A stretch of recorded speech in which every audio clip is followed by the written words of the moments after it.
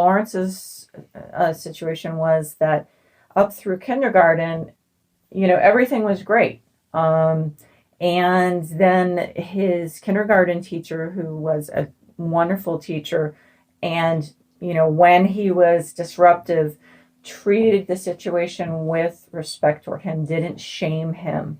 But she said to us, it's unlike most of my teachers. Yeah, it's going to be harder in first grade. So I think you should get him evaluated, I don't think she came out and said ADHD, but she was wonderful. She came and she came over to our house and filled out this whole questionnaire, and really, she was just fantastic. So the thing is this is something that's really important to catch, because what happens, and what at least Lawrence and I feel is probably a big part of why kids with ADHD have depression, is because, not in his case because he had trouble with schoolwork, because he got excellent grades all the way through up until 6th grade. The problem, although obviously there are kids who are going to struggle with their grades because of having ADHD, it's kind of a given. I'm just surprised it didn't happen to you. But what happens is you get all this negative reinforcement. So you're constantly being criticized by adults at the school, by other kids, and teased. It sucked. The teachers that we generally he had a better experience with were generally the older teachers, the ones who didn't take it personally. The younger teachers seemed to, with their lack of experience, seemed to think that they thought I was intentionally disrupting class to spite them, when in fact it was just, I am hyper, and a lot of the time I had done whatever we were meant to do, and I was just so bored that I talked to other students. So that's part of the thing that I think we want to revisit. But the younger teachers seemed to think that this was a deliberate challenge to their authority. So the older teachers were like, we've dealt with ADHD before. And so they, treated it in the same way the kindergarten teacher, who was an older teacher, had dealt with, not shaming him, being firm, but, not trying to,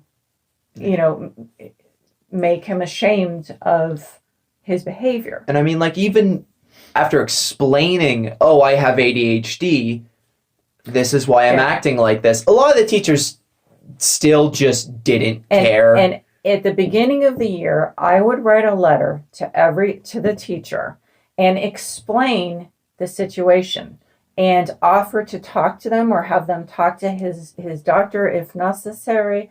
But it didn't matter with the younger teachers. I'm not sure if they didn't believe in ADHD. He actually was taking medication from first grade on. So this was not an completely, it was a known issue, but it was also an issue that was being addressed. Yeah, exactly. So, the thing is that this is something that if you're a parent with a child with ADHD, what you should do, which we didn't do, because what happened is he'd have a good teacher, then the next year he'd have a crummy teacher. So in the years that he had a bad teacher, we'd start working on doing an IEP. And the school was not very cooperative, let's put it that way. Oh, they sucked. They were awful. God. And so it was also the school district we have to deal with. And really says something about the American school system. I should have been much better at doing this than I was. But the school would also assure us that everything was fine and that they talked to the teacher and all this stuff. And then the next year, by the time we were getting the IEP up and running, he'd have a good teacher. And we'd be like, well, okay, so there's no problem. So that's not really an excuse. So what you really need to do if your child has... None of that was your guys' fault. Seriously. That's debatable. But no.